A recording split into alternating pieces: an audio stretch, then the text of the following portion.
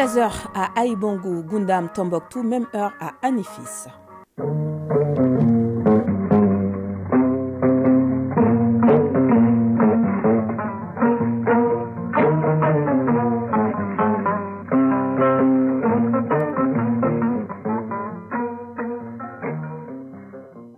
Le journal, Fatoumata Kone. Mesdames et messieurs, bonjour, les titres. Le Mali est le premier pays à ratifier la charte du Liptako Gourmand. Les membres du CNT ont adopté hier le projet de loi portant ratification de cette charte par 140 voix pour. Les détails à suivre dans cette édition. La dynamique démographique, la paix, la sécurité et le développement durable seront au cœur d'un séminaire international de haut niveau ouvert hier à Bamako. Une rencontre qui permettra aux acteurs des questions démographiques d'approfondir les réflexions sur la corrélation entre ces thématiques dans les pays du Sahel. L'actualité internationale nous amène au Niger, au Libéria et en Algérie. Alger a décidé hier de suspendre momentanément la médiation dans la crise au Niger. Page des sports, tirage au sort de la CAN 2023. Les 24 équipes qualifiées seront fixées sur leur sort ce jeudi à Abidjan en Côte d'Ivoire. Sur la scène internationale, Cristiano Ronaldo veut continuer à jouer au football jusqu'à la Coupe du Monde 2026. La synthèse de la page sportive, c'est avec Siragatou Sissé. Voilà pour le sommaire, les détails à suivre. Encore une fois, bienvenue à cette édition. Le Mali est le premier pays à ratifier la charte du Liptako Gourmand. Les membres du Conseil national de transition ont adopté le projet de loi portant ratification de l'ordonnance autorisant la ratification de la charte du Liptako Gourmand instituant l'Alliance des États du Sahel, signé à Bamako le 16 septembre 2023. Le projet de loi défendu par le ministre des Affaires étrangères et de la coopération internationale a obtenu 140 voix. C'était sous la présidence du colonel Malik Diaw, président du CNT. Les détails avec Mamari Kone. Après la mutualisation des projets de développement et l'exploitation des ressources naturelles au sein du Liptako Gourmand, le Burkina Faso, le Mali et le Niger s'organisent pour apporter des réponses communes aux défis sécuritaires communs. La charte instituant l'AES comprend 17 articles. En termes de recommandations, les membres du CNT souhaitent la mise en place du Parlement de l'Alliance pour son renforcement. Aboubakar Sidiki Kone, président de la Commission des Affaires étrangères, des Maliens de l'extérieur et de l'intégration africaine du CNT. C'est une première en Afrique que des pays décident de mutualiser les efforts en vue de faire face aux menaces. Donc c'est la raison fondamentale pour laquelle nous avons donné notre quitus. En plus de ça, nous pensons que ce projet qui est là aujourd'hui peut être une action de développement qui va permettre à tous les États qui se trouvent au niveau de la zone du Liptako Gourmand de pouvoir se développer. Porté sur les fonds baptismaux le 16 septembre dernier à Bamako, l'Alliance des États du Sahel est perçue comme un mécanisme de défense collective des 3 États. Le Mali, sous le leadership éclairé du colonel Assimi Goïta, est désigné comme partie dépositaire de la présente charte. Abdoulaye Diop, ministre des Affaires étrangères et de la coopération internationale. En tant que premier État de l'AES qui a ratifié ce texte, c'est qui dénote vraiment de l'engagement fort du Mali pour la concrétisation de cet outil important pour renforcer la défense, la sécurité, lutter contre l'insécurité, mais aussi travailler à promouvoir un développement socio-économique entre le Burkina Faso, le Niger et le Mali. Les membres du CNT ont posé des questions de compréhension et apporté des contributions pour une meilleure vulgarisation de la charte. Le projet de loi est ainsi voté à une écrasante majorité, soit 140 voix. Abdoulaye Diop, ministre des Affaires étrangères et de la coopération internationale. Son financement est assuré exclusivement par ses États membres. Je crois que c'est une donnée importante. Il y a une dynamique très forte au sein de l'AES dont nous pourrons tirer profit. Parce que ce que nous voulons, c'est que cette organisation soit aussi différente de toutes celles qui existent et de toutes celles qui l'ont précédée, en investissant davantage, je l'ai dit, sur la solidarité, mais aussi en investissant dans les peuples, notamment les jeunes, les femmes qui sont des acteurs économiques mais aussi des facteurs de paix. Le président du CNT, le colonel Malik Diao, a salué les présidents du Burkina Faso, du Niger et du Mali pour avoir compris le sens de l'histoire. A noter que le projet de budget 2024 du Conseil national de transition a été adopté à huis clos. Je vous l'annonçais en titre, notre pays organise un séminaire international de haut niveau de 3 jours sur la dynamique démographique, la paix, la sécurité et le développement durable. La rencontre de haut niveau permettra aux acteurs des questions démographiques d'approfondir les réflexions sur la corrélation entre la démographie, la paix, la sécurité et le développement dans les pays du Sahel. Des pistes de solutions concrètes sont attendues au terme du séminaire pour une transition démographique réussie. Le point avec Arthur Matina. L'école de maintien de la paix à Blondembey et ses partenaires, notamment la République fédérale d'Allemagne, compte tenu de la dynamique démographique et de ses incidences sur la paix, la sécurité et le développement au Sahel, se propose de susciter davantage la réflexion sur la question qui est désormais un facteur déterminant pour l'avenir du Sahel. Le séminaire international de haut niveau va ainsi tenter d'apporter des réponses à la corrélation entre la démographie, la paix, la sécurité et le développement dans les pays du Sahel. Colonel Suleiman Sangaré, directeur général de l'école de maintien de la paix à Blondembey. Conformément à sa vision stratégique de se positionner comme un pôle de recherche sur la paix durable en Afrique et particulièrement au Sahel, l'école de maintien de la paix à Blondembey de Bamako initie depuis plus de 2 ans des rencontres de haut niveau pour traiter de toutes les thématiques qui concourent à la réalisation de cette vision déclinée en objectifs. Dr Dietrich Fries Reynold Paul, ambassadeur de la République fédérale d'Allemagne au Mali. La dynamique démographique est un facteur important, mais encore sous-estimé de la politique internationale. C'est la raison pour laquelle l'Allemagne a mis en place 2 séries de dialogues virtuels sur la démographie.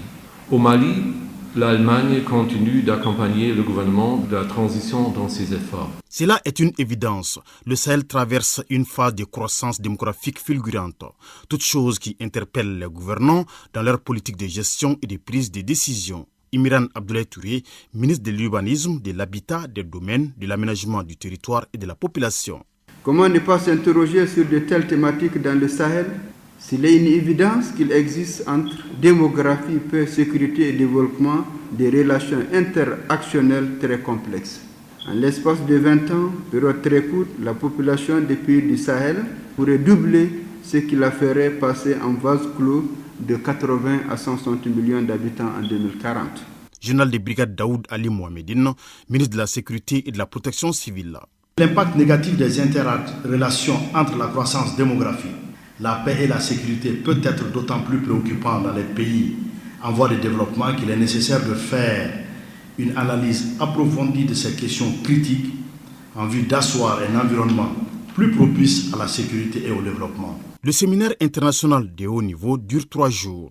Il est organisé en panel animé par des experts nationaux et étrangers sur des thématiques telles que pyramide démographique, tranche d'âge et la sécurité humaine, démographie, urbanisation et sécurité urbaine dans les villes sahéliennes ou encore démographie et emploi des jeunes au Sahel, défis et perspectives.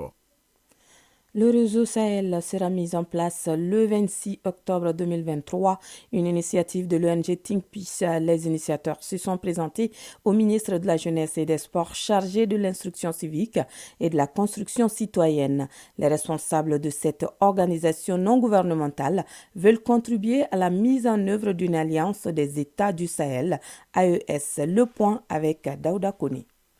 Le réseau Sahel est un regroupement des organisations non gouvernementales et des associations qui œuvrent pour la prévention de l'extrémisme violent et de lutte contre le terrorisme. Il vise à renforcer la résilience des communautés face à la crise sécuritaire et aussi à accompagner les autorités de ces 3 pays. Le réseau présenté au ministre en charge de la jeunesse est une initiative de l'ONG Think Peace. Abdou Kola Bokoum, coordinateur national de Think Peace. Votre département est un département clé dans la réussite des actions que nous allons entreprendre à travers ce réseau, parce que c'est un département qui concerne la jeunesse et qui parle des jeunes, de l'engagement qui doit être quand même entrepris et à ne pas négliger dans le cadre de la prévention de l'extrémisme violent et de lutte contre le terrorisme. Abdul Kassim Ibrahim Fomba, ministre de la Jeunesse et des Sports, chargé de l'instruction civique et de la construction citoyenne. Le défi, c'est comment rendre ça opérationnel. Et je pense que c'est là où aussi il faudrait mettre l'énergie, surtout Think Peace. C'est comment s'assurer que ce groupe qui va être mis en place, ce réseau qui va être mis en place, va pouvoir fonctionner régulièrement. Mobiliser autour aussi au niveau des communautés, surtout être présent également pour répondre aux défis de chacun de ces pays-là. Au dire des responsables de l'ONG Think Peace, le réseau Sahel sera mis en place le 26 octobre 2023 au Mali à l'issue des travaux de 3 jours. 13h passées des 10 minutes. Le président de la transition continue de manifester sa générosité en ce mois de solidarité et de lutte contre l'exclusion au Mali.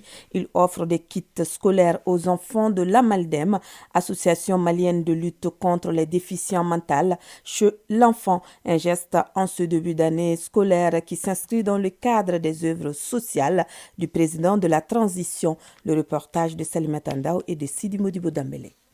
Ce lundi est un jour spécial pour les enfants de l'Amaldem, l'association malienne de lutte contre les déficiences mentales chez l'enfant. Et pour cause, ils reçoivent pour la première fois la visite des ministres de la Santé. Colonel Assa Badialo Touré apporte une bonne nouvelle en ce début d'année scolaire. Ce sont des sacs et des fournitures scolaires. Ces kits vous sont offerts pour vous aider à bien étudier. Bonne année scolaire. Le généreux donateur, c'est le président de la transition, le colonel Assimi Goïta. À travers ses œuvres sociales, il appuie le processus d'éducation de ces enfants particulièrement vulnérables.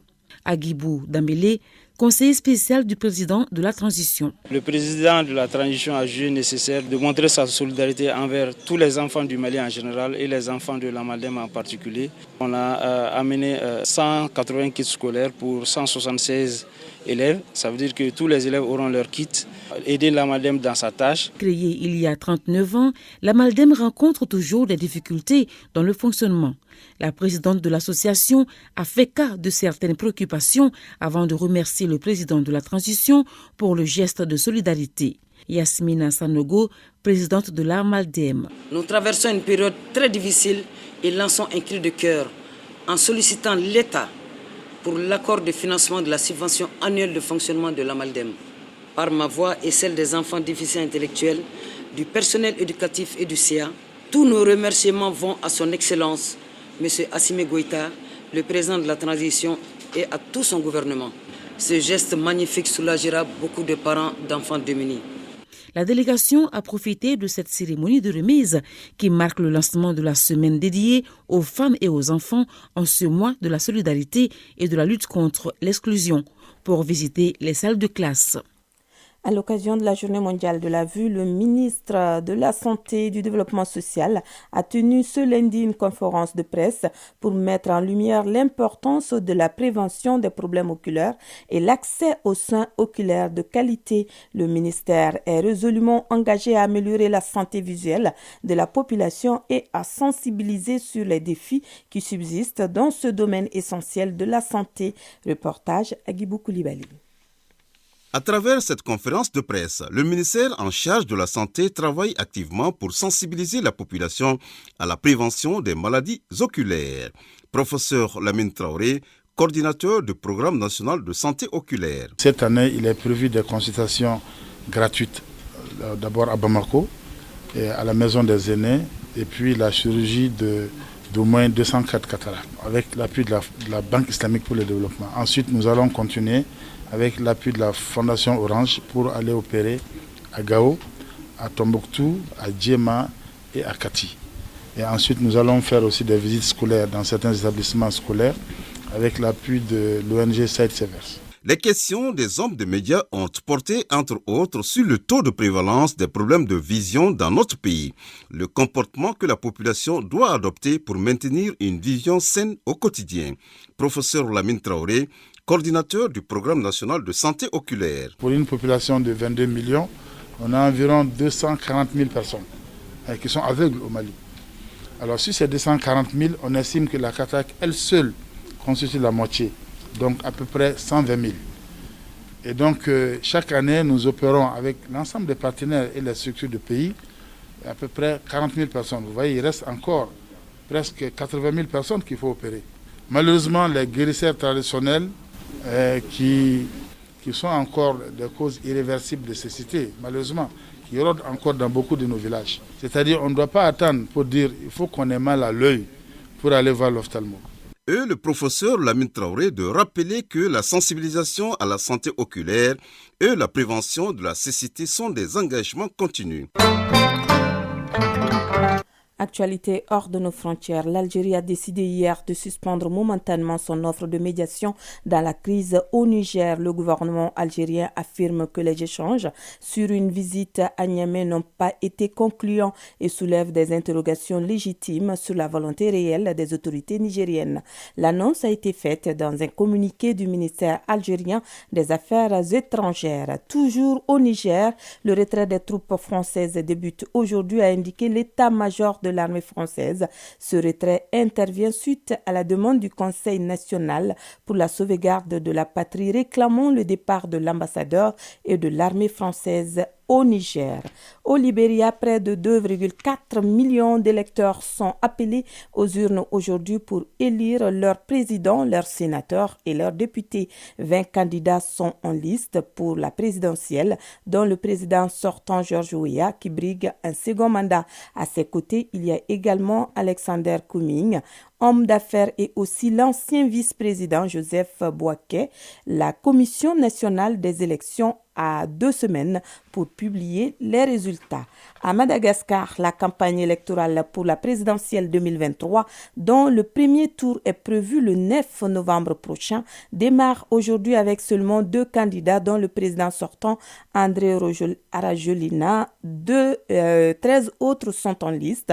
Les 11 autres candidats ont décidé de ne pas prendre part à cette campagne électorale, privilégiant pour le moment la contestation.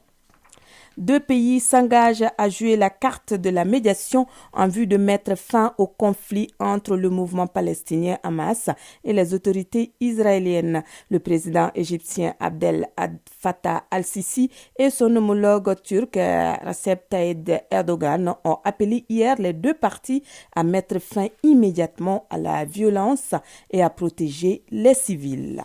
La page des sports.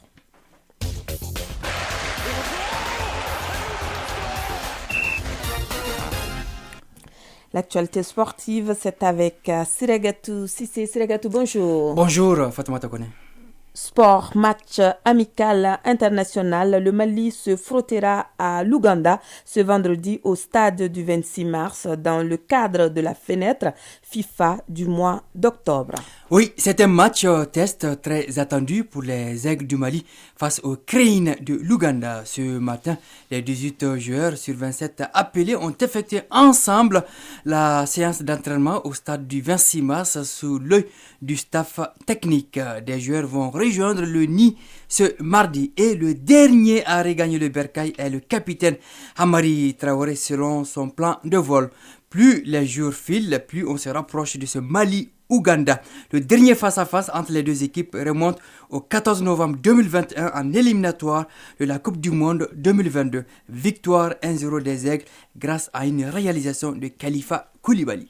Tirage au sort de la CAN 2023. Les 24 équipes qualifiées seront fixées sur leur sort ce jeudi à Abidjan, en Côte d'Ivoire. Siragatou. Oui, la cérémonie débute à 19h au Palais des Expositions d'Abidjan.